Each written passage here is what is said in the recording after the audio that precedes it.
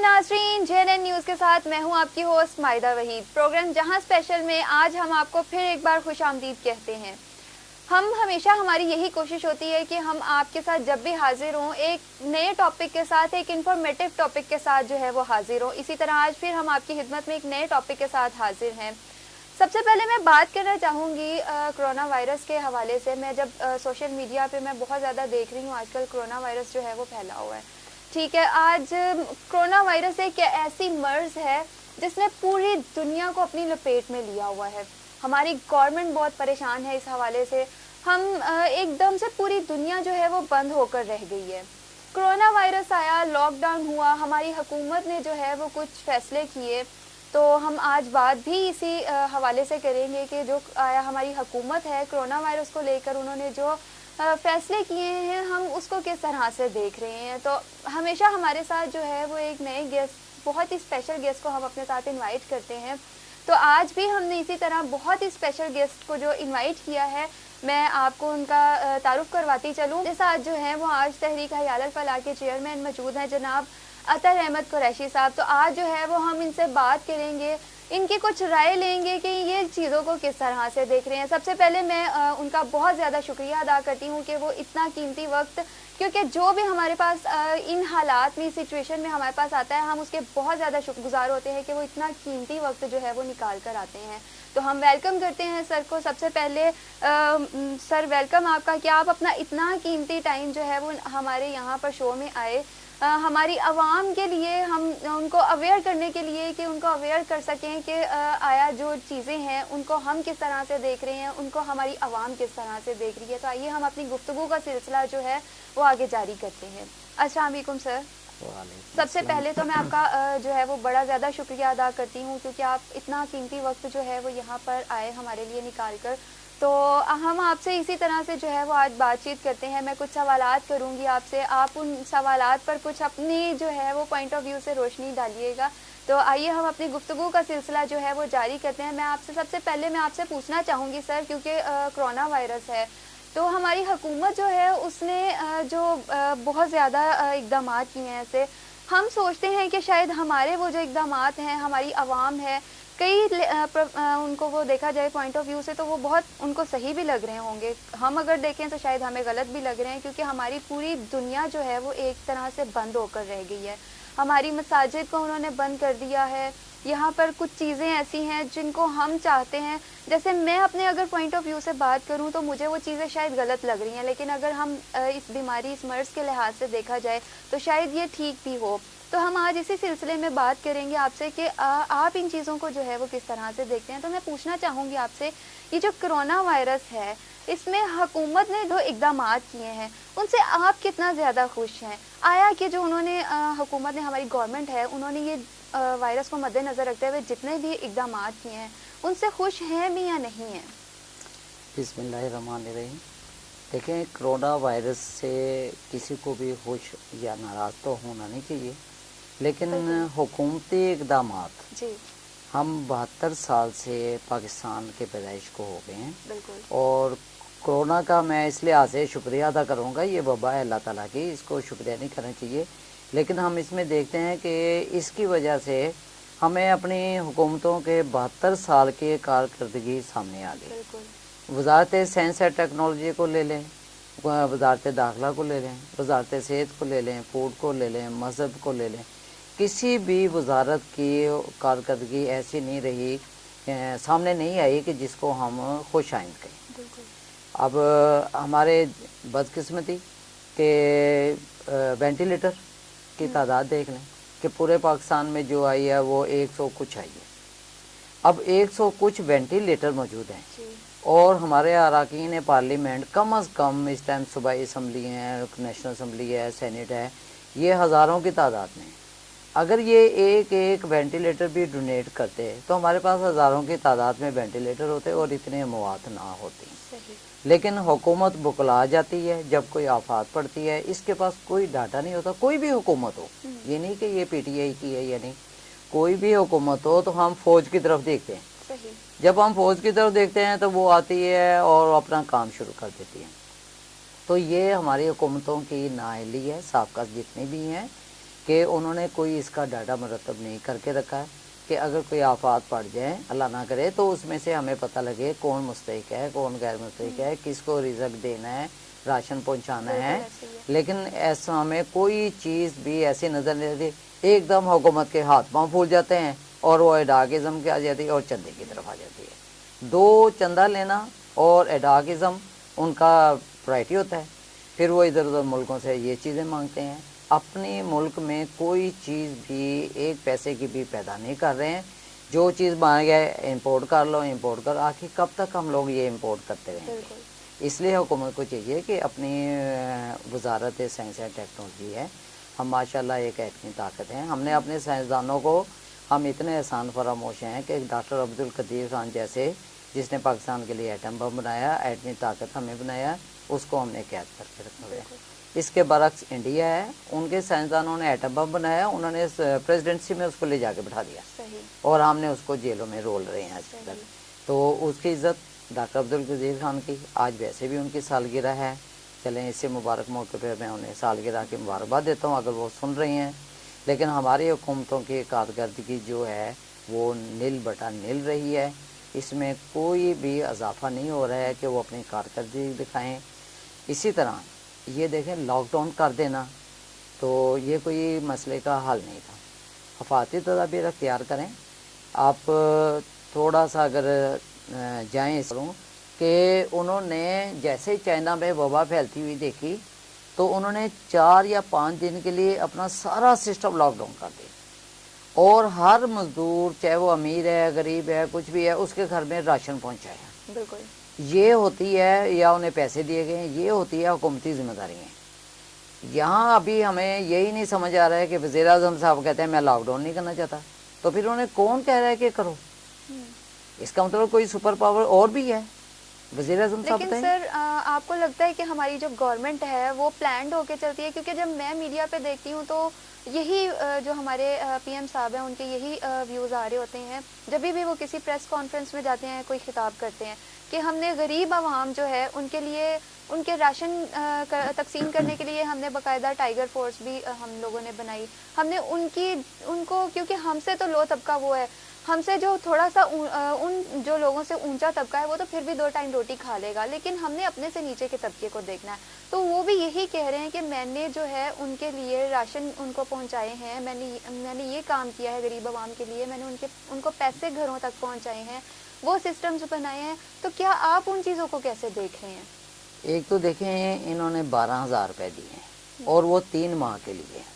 صحیح. اگر ہم دیکھیں تو ایوریج 4,000 پر منتھ ہے.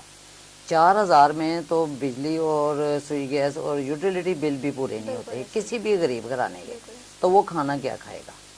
ایک سیکنڈلی یہ ہے کہ جب وزیر اعظم صاحب یہ اعلان کر رہے تھے ایپ کا کہ بھی آپ اس طریقے سے اپنے شناختی کارڈ بھیجیں تو انہوں نے اپنا شناختی کارڈ نمبر ڈال دیا اور وہ سینڈ کر دیا ہے. تو وہاں سے انہیں جو رپلائی ملا وہ یہ ہے کہ آپ سرکاری ملازم ہیں، آپ کی اس کے مستحق نہیں ہیں. اسی طرح کی ہر بندے کو کچھ نہ کچھ رپورٹ مل رہی ہے کہ جی آپ مستحق نہیں ہیں، آپ کا پاسپورٹ بنا ہوا ہے. تو ایک میرے پاس ابھی بلوچستان سے ہی کیس آیا ہے. انہوں نے کہا جی میری مسز کو پہلے پیسے ملتے تھے بے نظیر انکم سپورٹ پروگرام کے تحت. اب جب ہم نے یہ اپلائی کیا تو انہوں نے کہا جی آپ کا پاسپورٹ بنا ہوا ہے. وہ ٹریول نہیں کیا انہوں نے لیکن آپ کا پاسپورٹ بنا ہوا ہے لہٰذا آپ اس کے اہل ہیں. اب پاسپورٹ بننے سے کیا اس کی وہ اہلیت ختم ہو گئی ہے؟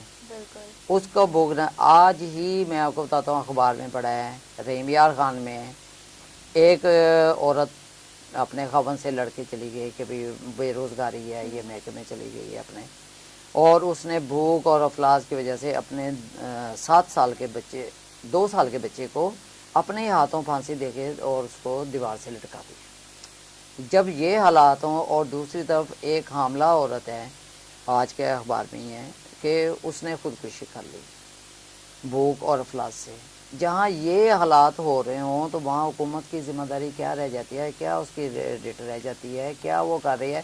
عوام کو مرنے کے لیے چھوڑ دیا. تو سر پھر ہماری میڈیا جو ہے وہ اتنا زیادہ کیوں ہائی لائٹ کر رہا ہوتا ہے اس چیز کو کہ ہماری گورنمنٹ نے اتنے زیادہ اقدامات کر دیے ہیں، ہماری گورنمنٹ نے یہ کر دیا ہمارے لیے، غریب عوام کے لیے یہ کر دیا، تو پھر ظاہر ہے ہم لوگ بھی اس چیز کو دیکھ رہے ہوتے ہیں. تو پھر ہم اس چیز کو کیسے دیکھیں کہ جب ہم سنتے ہیں کہ ہمارے لیے یہ کیا، ہمارے لیے وہ کر دیا انہوں نے، راشن پہنچا رہے ہیں، 3,000 دے رہے ہیں، 12,000 دے رہے ہیں، تو یہ ساری پھر چیزیں کہاں پہ جاتی ہیں؟ آپ خود اپنے علاقوں میں جا کے وزٹ کریں، غریب لوگوں کی جھونپڑیوں میں جائیں، ان سے پوچھیں کہ آپ کو کچھ ملا ہے؟ سر ان کو تو نہیں مل رہا، وہ تو انہیں بیچارے اچھا جو شناختی کارڈ کی شرط لگا دی ہے، خانہ بدوش ہمارے یہاں پر اتنے ہیں جو خیمہ بستیوں میں، کچی بستیوں میں رہتے ہیں، ان کے آئی ڈی کارڈ نہیں بنے ہوتے ہیں، کیا انہیں کھانا نہیں چاہیے؟ انہیں راشن نہیں چاہیے؟ جس کا شناختی کارڈ بنا ہے اسے ہی بھوک لگتی ہے، جس کا نہیں بنا اس کو نہیں لگتی۔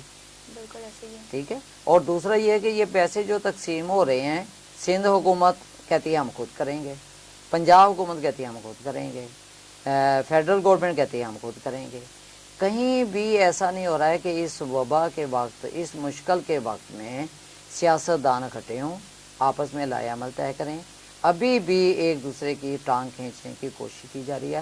عوام کا ان لوگوں کو کوئی درد نہیں ہے، کسی قسم کا بھی، چاہے وہ اپوزیشن لیڈر ہوں، چاہے وہ رولر گورنمنٹ کے لیڈر ہوں، کوئی بھی یہ نہیں کر۔ ابھی تو کچھ دن پہلے میں نے دیکھا شاہ محمود قریشی وزیر خارجہ صاحب وزیر اعظم صاحب کو چیک دے رہے ہیں کہ یہ کرونا وائرس۔ بھئی تم نے جن ملازمین کی وزارت خارجہ میں جو ملازم ہیں ان کی تنخواہیں کاٹی ہیں، افسروں کی تنخواہیں کاٹی ہیں، اور کیا ان سے بلنگ لی ہے کہ آپ کی یہ تنخواہ ہم کاٹ رہے ہیں، آپ رضامندی سے دے رہے ہیں؟ ان کی تنخواہیں کاٹ کے آپ اپنی طرف سے چیک کیوں دے رہے ہیں؟ یہ تو ان ملازمین کی تنخواہیں ہیں، وہ ڈونیشن دے رہے ہیں جن کے آپ انہیں بھی ساتھ لے کے کھڑا ہوں۔ اسی طرح ہر محکمے کا بندہ آ رہا ہے، اور وہ شیخ رشید صاحب تھے، انہوں نے اتنا چیک دے دیا، جی فلانے کو دے دیا۔ وزیر اعظم کو آپ چیک ضرور دیں، اپنی پاکٹ سے دیں۔ آپ 300 کنال کے گھروں میں رہ رہے ہیں، آپ دیں انہیں، لیکن اپنے پاس سے دیں۔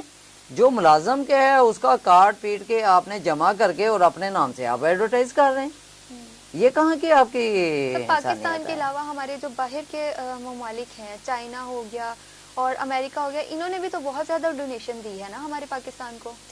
72 سال سے ہم کر کیا رہے ہیں؟ مانگ رہے ہیں، مانگ ہی رہے ہیں نا، دے تو نہیں رہے کسی کو۔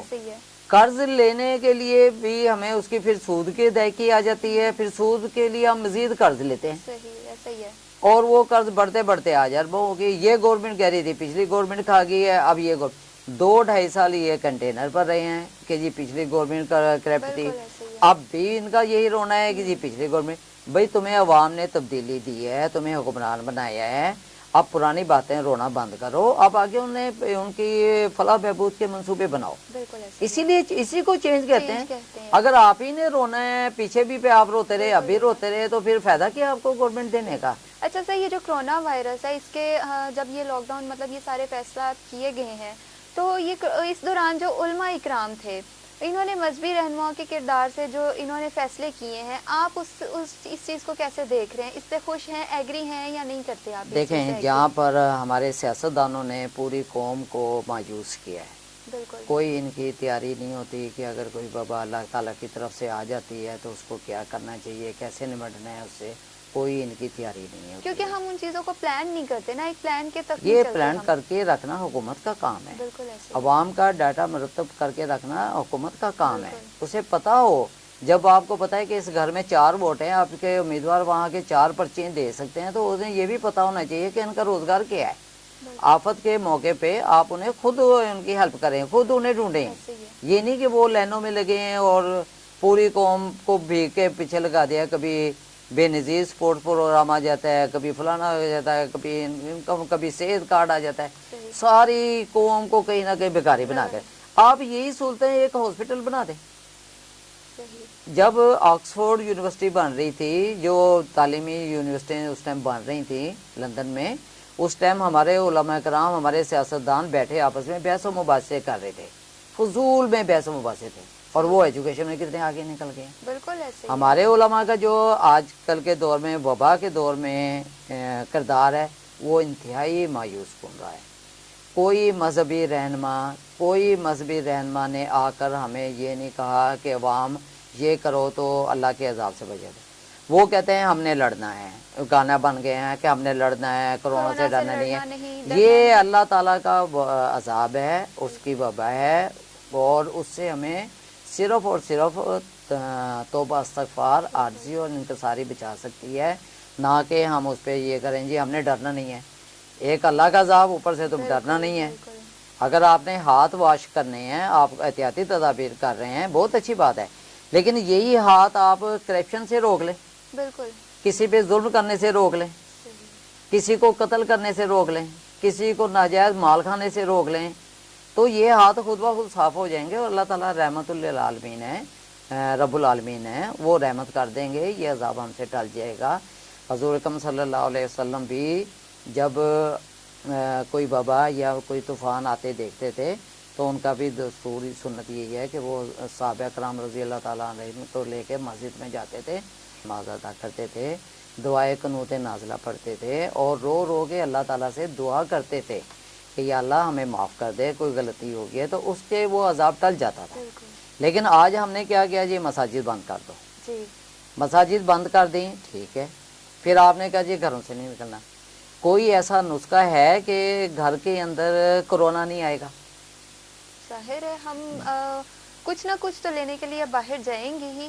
دیکھیں جب سورۃ الفیل ہمارے پاس ہے قرآن شریف میں، جب وہ ابابیل نے کنکریاں پھینکی ہیں تو ان پہ نام لکھے ہوئے تھے اللہ تعالیٰ کی طرف سے کہ یہ فلانے کو لگے گا تو اس کو ہی اسی نے قتل ہونا ہے کفار میں سے. تو یہ تو جس کے نام سے بھی آیا وبا سے نہ تو کوئی وینٹیلیٹر بچا سکے گا، نہ آپ کو گھر میں بند کر کے آپ بیٹھ جائیں آپ کو کوئی بچا سکے گا. جو لوگ وینٹیلیٹر پہ بھی ہیں کیا انہیں موت نہیں آتی؟ بالکل سب کو موت آنی ہے، جس کی موت آنی ہے جیسے آنی ہے یہ لکھا گیا ہے. ہاں اس کی تدبیر ہے کہ آپ توبہ استغفار کریں، اللہ تعالیٰ سے رو کے گڑ گڑا کے دعائیں مانگیں، اجتماعی طور پر آپ اپنے دعائے قنوت نازلہ پڑھیں، جیسے نماز استسقاء کا بھی حکم ہے، حضرت صلی اللہ علیہ وسلم کا بھی یہ ارشاد ہے، اور وہ مسجد میں جا کے عبادت کرتے تھے. مساجد اسلام امن کا گھر ہے، ہمیں اس سے نہیں روکنا چاہیے اور نہ ہی رکنا چاہیے. وہاں وبائیں نہیں ہیں، وہاں امن ملتا ہے. بالکل ایسے ہی ہے. اچھا سر، یہ جو کرونا وائرس ہے اس کے سلسلے میں جو حکومتی اقدامات ہیں اور مذہبی رہنماؤں کے جو کردار ہیں اس سے کتنا مطمئن ہے؟ اگر نہیں ہے تو آپ کے نزدیک کیا ایسے اقدامات ہونے چاہیے؟ دیکھیں حکومتی اقدامات کو تو آج کل صرف دو ہی ایشو ہیں اس کے پاس جس میں وہ خود کفیل ہے کہ اپوزیشن پہ الزام لگائے، اپوزیشن گورنمنٹ پہ الزام لگائے، ایک دوسرے کی ٹانگ کھینچیں. اس کے علاوہ کوئی فلاحی منصوبہ آپ مجھے بتا دیں کہ جو ذوالفقار علی بھٹو مرحوم کے بعد انہوں نے شروع کیا.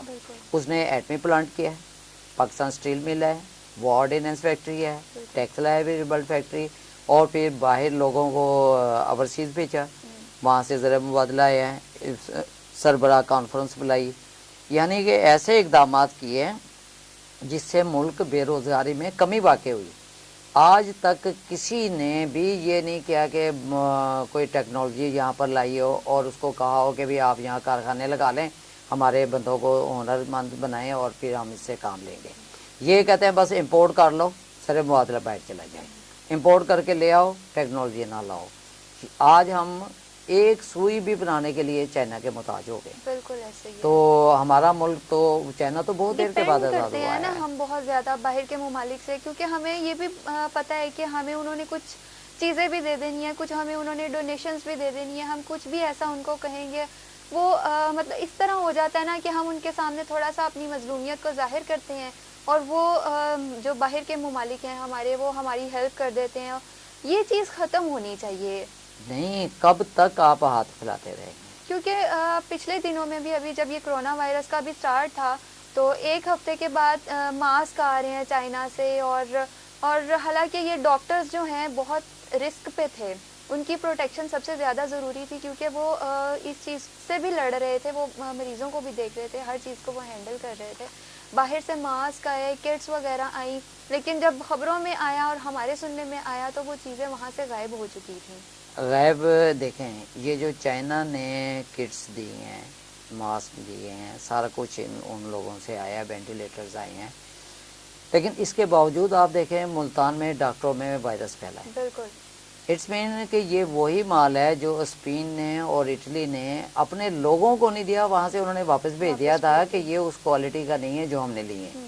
اور پاکستان تو ہر چیز جو دنیا ریجیکٹ کر دے یہ پاکستان لے لیتا ہے, چلو ادھار میں رہے, چاہے اس سے اپنے بندے مرتے ہیں, اور یہاں لا کے پھر اس کو فروخت کرتے ہیں. تو فروخت ہی کرنا ہے, انہوں نے کون سا اپنے بچوں کو پہنانا ہے. صحیح ہو گیا. اب عمران خان کے بچے دیکھ لیں لندن میں ہیں, بالکل. وہ وہاں ایسٹر منا رہے ہیں, اور یہاں یہ والد صاحب ریاست مدینہ کا ڈنڈورا پیٹ رہے ہیں, ٹھیک ہے, ٹھیکیدار بنے ہیں. اسی طریقے سے آپ دوسرے علماء کرام کے دیکھ لیں, ان کے بچے بھی باہر پڑھ رہے ہیں, انہیں تو فکر ہی نہیں ہے. پاکستان میں تو یہ لوگ صرف حکومت کرنے کے لیے آتے ہیں, اپنی رعایا بنانے آتے ہیں. اور مجھے علماء کرام سے انتہائی افسوس کے ساتھ یہ کہنا پڑ رہا ہے کہ 60-65 سال کے ہماری دنیاوی زندگی کے لیے آپ نے اللہ تعالیٰ کے مساجد بند کروا دیے, بند کر دیے ہیں, آپ نے ان پہ فتوے دیے ہیں. حضور اکرم صلی اللہ علیہ وسلم کی وہ ایک حدیث ہے کہ بارش میں آپ نہ آئیں, مسجد میں نہ آئیں, گھروں میں نماز پڑھ لیں, اس کو انہوں نے یہ اس وبا کے ساتھ منسلک کر دیا. حالانکہ اس ٹائم مسجد نبی صلی اللہ علیہ وسلم جو ہے وہ کچی تھی, رستے کچے تھے, ان کی چھت پتوں کی بنی ہوئی تھی.